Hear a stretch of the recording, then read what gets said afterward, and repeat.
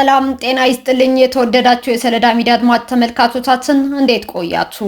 ለዕለቱ መራርጠን ወደ እናንተ ለማድረስ ያዘጋጀናቸው አዳዲስ ትኩስና ወቅታዊ መረጃዎችን ይዘን ቀርበናል። መረጃዎቻችን እየተከታተላችሁ እስከ ፕሮግራማችን ፍጻሜ ከኛ ጋር እንድትቆዩ ከወዲሁ በታላቅ አክብሮት ጋብዛለሁኝ። ህወሓት በመበታተን ላይ ናት ሲል የህወሓቱ አክቲቪስት ብርሃነ ገብረገርግስ አስታወቀ። በኢትዮጵያ ብሔራዊ ምርጫ ቦርድ እውቅናው የተሰረዘው ህወሓት ዛሬ ህዳር 17 2018 ዓ.ም በቃል አቀባዩ በኩል ህወሓት በጥሩና በትክክለኛ ቁመና ላይ ይገኛል የሚል መግለጫ ቢሰጥም የህወሓት ታማኝ አክቲቪስት የሆነውና የሻዕቢያና የህወሓትን ጽምዶ ከሻዕቢያው አፈቀላጤ አወል ሰይድ ጋር በመሆን ጽምዶ የሚባለው ህገወጥና የሀገር ሉዓላዊነትን የሚጥስ ግንኙነት የመሰረተው ብርሃነ ገብረገርግስ በቅጽል ስሙ ሰብዝ ሰአነሰብ አሊያም ልፍዓተይ ተስፋ ዛሬ በማህበራዊ ትስስር ገጹ ህወሓት በጥሩና በትክክለኛ ቁመና ላይ የሚገኝ ሳይሆን ራሱ በራሱ እየተበታተነ እየጠፋ መሆኑን አስታውቋል። አክቲቪስቱ ህወሓት በአሁኑ ሰዓት በከባድ የፖለቲካዊ አዙሪት ውስጥ ይገኛል ሲል የገለጸ ሲሆን ህወሓት አሁንም ለሁለት ተከፍሎ እርስ በርሱ መጋጨቱን አስታውቋል። በአንደኛው ጎራ የዓለም ገብረዋህድና የክልሉ ጊዜያዊ ፕሬዝዳንት ጀነራል ታደሰ ወረደ የሚገኙ ሲሆን በሌላኛው ጎራም የደብረጽዮንና የፈትለወርቅ ሞንጆሪኖ ተፋጠው እንደሚገኙም ገልጿል። በአሁኑ ሰዓት የነ ጀነራል ታደሰ ወረደና ዓለም ገብረዋህድ ጎራ እያሸነፈ እንደሚገኝና የነ ደብረጽዮንና ፈትለወርቅ ሞንጆሪኖ ጎራን አሸንፎ ይወጣል ሲልም አክቲቪስቱ ሰሞኑን ሲያደርጉት የነበረውን ስብሰባ ሚስጥር አፍርጦታል። ሰሞኑን በነበረው የህወሓት ስብሰባ በርካቶች ህወሓት አሁንም ለሁለት ተከፍሏል የሚል ጭምጭምታ ሲያቀርቡ የነበሩ ቢሆንም ዛሬ የህወሓቱ የራሱ አክቲቪስት የሆነው ብርሃነ ገብረገርግስ ህወሓት አሁንም ለሁለት መከፈሉን አረጋግጧል። በዚህም ህወሓት በቃል አቀባዩ በኩል ዛሬ ህዳር 17 2018 ዓ.ም በጥሩና በትክክለኛ አቋም እገኛለሁኝ ብሎ ለሰጠው መግለጫ የራሱ የህወሓት አክቲቪስት ውሸት ህወሓት በመበታተን ላይ ናት ሲል አጋልጧል። የውጭ ጉዳይ ሚኒስተር ዶክተር ጌዲዮን ጢሞቴዎስ የኮፕ 32 ተወካይ ፕሬዝዳንት በመሆን ተመደቡ። መንግስት የውጭ ጉዳይ ሚኒስትር ዶክተር ጌዲዮን ጢሞቴዎስን የኮፕ 32 ተወካይ ፕሬዝዳንት አድርጎ መድቧል።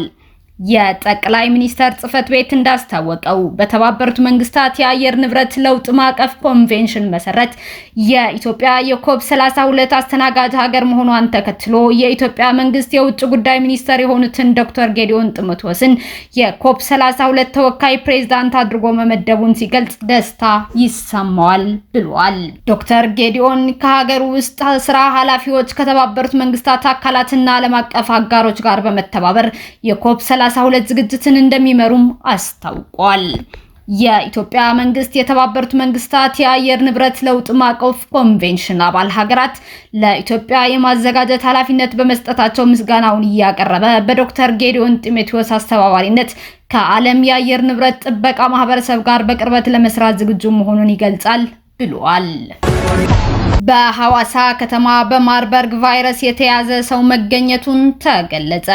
እስካሁን 6 ሰዎች በቫይረሱ ህይወታቸው እንዳለፈም ተገልጿል። በሐዋሳ ከተማ በማርበርግ ቫይረስ የተያዘ ሰው መገኘቱን የተገለጸ ሲሆን ግለሰቡ በጂንካ ከተገኘው የመጀመሪያው የማርበርግ ቫይረስ ተጠቂ ጋር ንክኪ የነበረውና ወደ አካባቢው ተጉዞ ወደ ሐዋሳ ተመላሽ የነበረ መሆኑንም ተጠቁሟል። ይህ የተገለጸው የጤና ሚኒስቴርና የህብረተሰብ ጤና ኢንስቲትዩት በማርበርግ ቫይረስ ዙሪያ እየሰሩት ያለውን ስራ በተመለከተ ለጋዜጠኞች ማብራሪያ በሰጡበት ወቅት ነው። ቫይረሱ ከተከሰተበት ከህዳር 5 ቀን እስከ ህዳር 17 ቀን 2018 ዓ.ም ድረስ 73 የላቦራቶሪ ምርመራዎች ተደርገዋል ያሉት የጤና ሚኒስትሯ ዶክተር መቅደስ ዳባ በዚህም 11 ሰዎች በቫይረሱ የተጠቁ ሲሆን 6ቱ ህይወታቸው ማለፉን ተናግረዋል።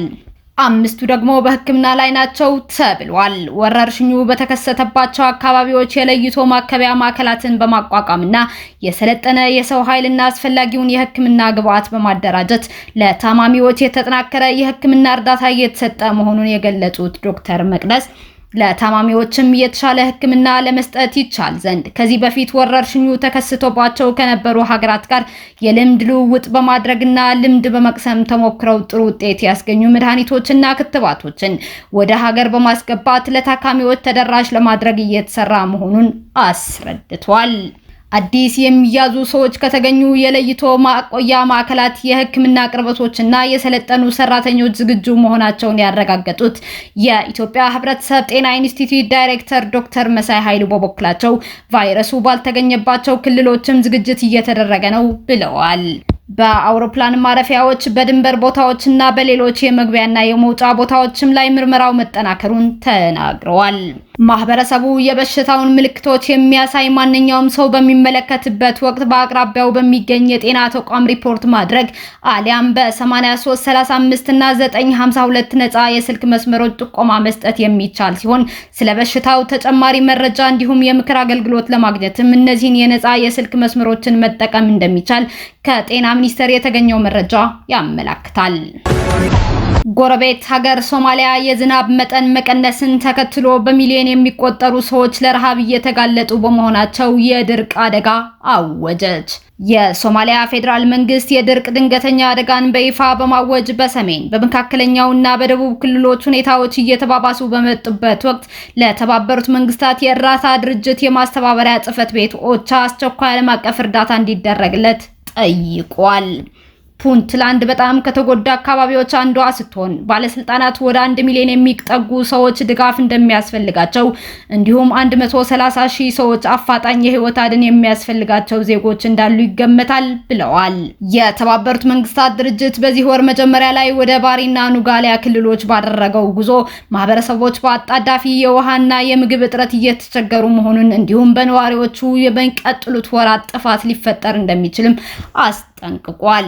በባሪ ክልል የሻክስዳ መንደር ከንቲባ አብዲቃኒ ኡስማን ኦማር ከባለፈው ዓመት ጀምሮ ዝናብ አላገኘንም፣ ይህ ድርቅ ካለፉት ዓመታት የከፋው ነው ብለዋል። ከ3 ወራት በፊት በመቶዎች የሚቆጠሩ የተፈናቀሉ ቤተሰቦች እዚህ ገብተዋል፣ ሌሎችም እየመጡ ነው።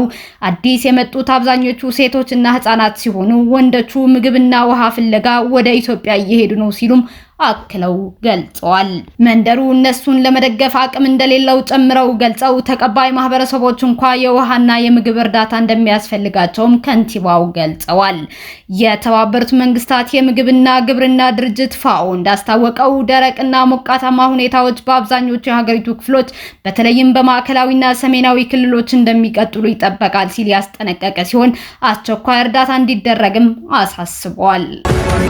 ቻይና በታይዋን ጉዳይ ላይ ጣልቃ የሚገባ ኃይልን ቆማ እንደማትመለከተው አሳወቀች። ቤጂንግ ይህንን ያለችው ጃፓን በታይዋን አቅራቢያ ሚሳኤል ለማጥመድ እቅዱ እንዳላት መናገሯን ተከትሎ ነው። የትኛውም ኃይል በራስ ገዟ ታይዋን ላይ ጣልቃ መግባት ከፈለገ ምላሽ እንሰጣለን ብላለች ቻይና። አዲሷ የጃፓን ጠቅላይ ሚኒስትር ከታይዋን ጋር ያላትን ግንኙነት የማይዋጥላት ቻይና የጦር እንቅስቃሴ የሚያደርግ ኃይል ካለ ዋጋውን ያገኛል በሚል አስጠንቅቃለች። ብሔራዊ ደህንነታችንና ሉዓላዊነታችንን ለማስጠበቅ ቁርጠኞች ነን ብሏል የቻይና በታይዋን ጉዳዮች ላይ የሚሰራው ቢሮ ቃል አቀባይ። ሁሉንም የውጭ ጣልቃ ገብነቶችን ሰብረን ራሳችንን እናስከብራለን ብለዋል። በታይዋን ሰርጥ አቅራቢያ ቶኪዮ ሚሳኤል ካጠመደች ቀጥተኛ ትንኮሳ በመሆኑ እርምጃ መወሰዱ አይቀሬ ነው ተብሏል። ታይዋን ራሷን የቻለች ሀገር እንደሆነች ብታውጅም ቻይና ግን በ1949 የተገነጠለች ግዛቴ ናት በሚል የሙጥኝ እንዳለች ትገኛለች። ዘገባው የሲጂቲኤን ነው። እስካሁን አብራችሁን ከኛ ጋር ስለነበራችሁ እያመሰገንኩኝ በሌሎች መረጃዎች እስክንመለስ እንደተለመደው የሶሎዳ ሚዲያ ቤተሰብ በመሆን ላይክ፣ ሼር፣ ሰብስክራይብ ማድረጋችሁን አትርሱ። አዳዲስ ትኩስና ወቅታዊ መረጃዎቻችን በቶሎ እንዲደርሷችሁ የደወል ምልክቷን ይጫኑ። ስኬት፣ ድልና ሰላም ለኢትዮጵያውያን። ሶሎዳ ሚዲያ